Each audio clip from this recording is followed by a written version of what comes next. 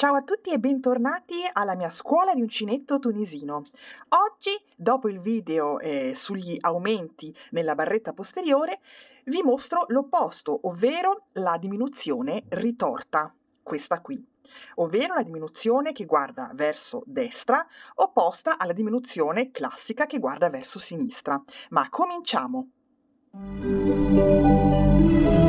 Allora, eccoci qua. Intanto io mi sono portata avanti col lavoro ed ho lavorato qualche riga a punto semplice tunisino partendo da una catenella di 16 maglie, ok? E ora vi mostro la diminuzione ritorta, ok? Allora, poniamo che io adesso lavoro in questa riga, qualche maglia sempre a punto semplice,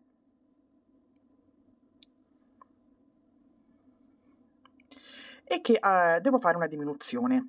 Ora voi sapete anche dal mio video che la diminuzione standard classica, quella più comune nell'uncinetto tunisino, è quella fatta così, cioè che si va con l'uncinetto da destra verso sinistra sotto 2 maglie contemporaneamente, questo indipendentemente dal punto che stiamo lavorando di solito. Si raccoglie il filo sull'uncinetto, si passa attraverso entrambe le maglie e si porta sull'uncinetto un solo punto di 2, e questa è la nostra diminuzione classica. Noi successivamente andremo avanti lavorando il resto della riga nella fase di andata, ottenendo diciamo un punto in meno.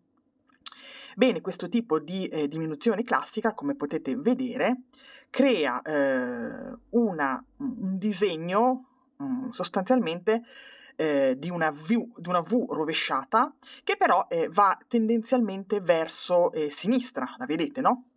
Qui, grazie al fatto che questa barretta qui laterale rimane obliqua, mentre l'altra rimane sostanzialmente dritta, ok? Ora invece la diminuzione ritorta è esattamente l'opposto, ovvero io devo andare adesso sotto queste 2 maglie, ma da sinistra verso destra, cioè inserendo l'uncinetto da sinistra verso destra.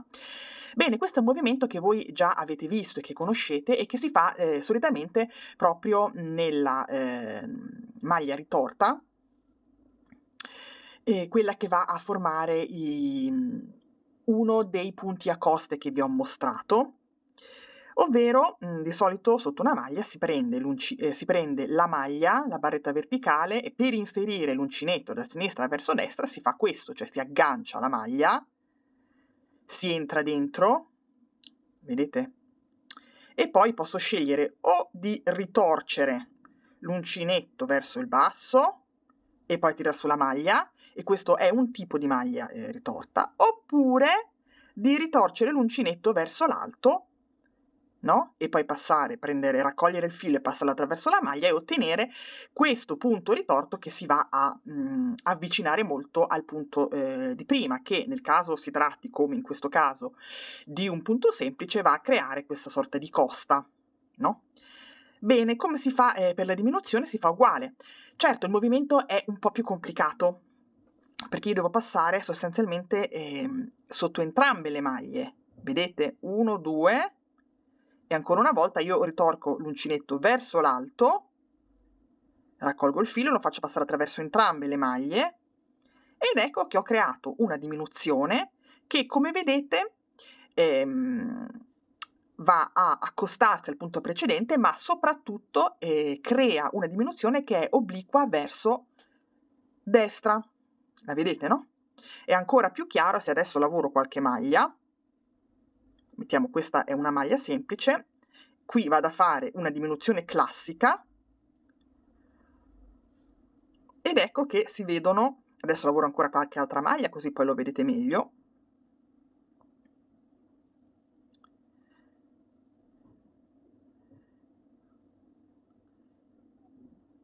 Ecco qua, punto di fine riga, e poi adesso vado anche a scaricare tutti i punti sull'uncinetto nella fase di ritorno standard. Eccomi qui. Allora, se vedete, se notate qui, io ho creato le mie 2 diminuzioni, una che va verso destra, quella ritorta, e una che va più verso sinistra, che è quella standard. E questo ovviamente aiuta a creare un disegno che poi grazie a un continuo o aumenti, diminuzioni, io posso creare delle forme come più mi piace, soprattutto quelle a foglie, no? Oppure quelle classiche della lavorazione a brioche. Dunque, a questo punto ovviamente io mi troverei con 2 punti in meno sull'uncinetto. Quello che voglio mostrarvi ora è qualche modo più pratico per creare questa diminuzione ritorta, che effettivamente, soprattutto all'inizio, non è facilissima da ottenere, ma come vedete con la pratica e con il filato giusto, soprattutto all'inizio, si ottiene senza grossi problemi. Oltretutto questo filato che sto utilizzando è un cotone mercerizzato e non è assolutamente elastico, no? Quindi. Però ecco, dicevo, qualche trucchetto per realizzare la diminuzione ritorta è questo. Quello che faccio io con certi filati più, diciamo, testardi, faccio così. Poniamo che queste sono le 2 maglie sotto le quali devo passare da sinistra verso destra. Allora, io di solito allungo un po' questa maglia, la prima delle 2 della coppia, in modo da renderla un po' più ampia qua, e poi vado a prendere la maglia successiva e a quel punto mi diventa molto più facile inserirlo nel cappietto. Vedete? E questa è una cosa che si può fare. Oppure addirittura si può anche inserire da destra verso sinistra l'uncinetto sotto entrambe le maglie che io devo diminuire e allungarle un po' entrambe. E a questo punto diventa molto molto semplice. Ok? E niente, questo direi che è tutto, spero che il video sia stato sufficientemente chiaro e a questo punto vi invito a fare dei test a vostro piacimento, abbinando gli aumenti sulla barretta posteriore e queste diminuzioni ritorte per vedere che cosa riuscite a creare nei vostri lavori a uncinetto tunisino.